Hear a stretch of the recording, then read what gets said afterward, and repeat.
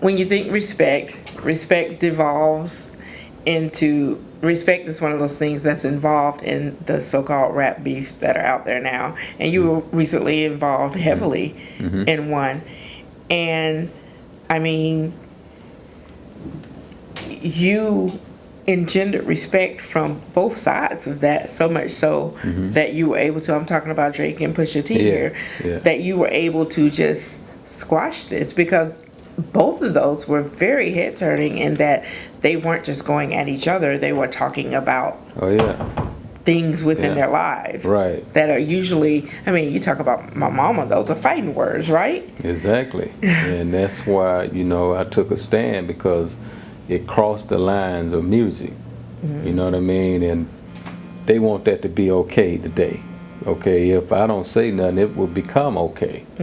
So that's why I say, you know, those the OGs are just men of respect, period, that know something about it, have to take stands in situations like this, because all I had to do was be okay with it, and Drake strike back.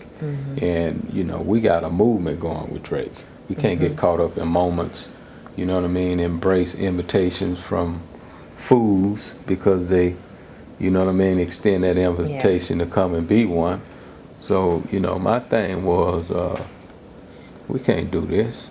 You know what I mean? We can't go here, because, you know, this is going to breed malice. This is going to breed hate.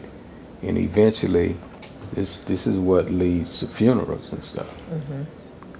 So you're like considered one of the originators of the Texas hip hop music scene. What kind of future do you see for it? I mean, we talked earlier about building that bridge between the cities that have the music flowing out of it.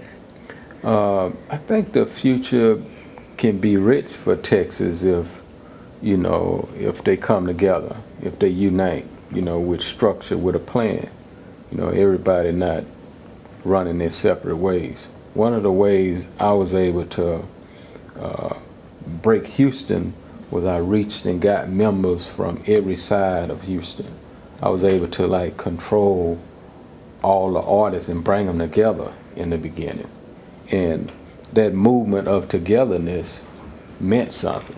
You know what I mean? It's one thing to move around solo. It's another thing to like have all of that force with structure moving together.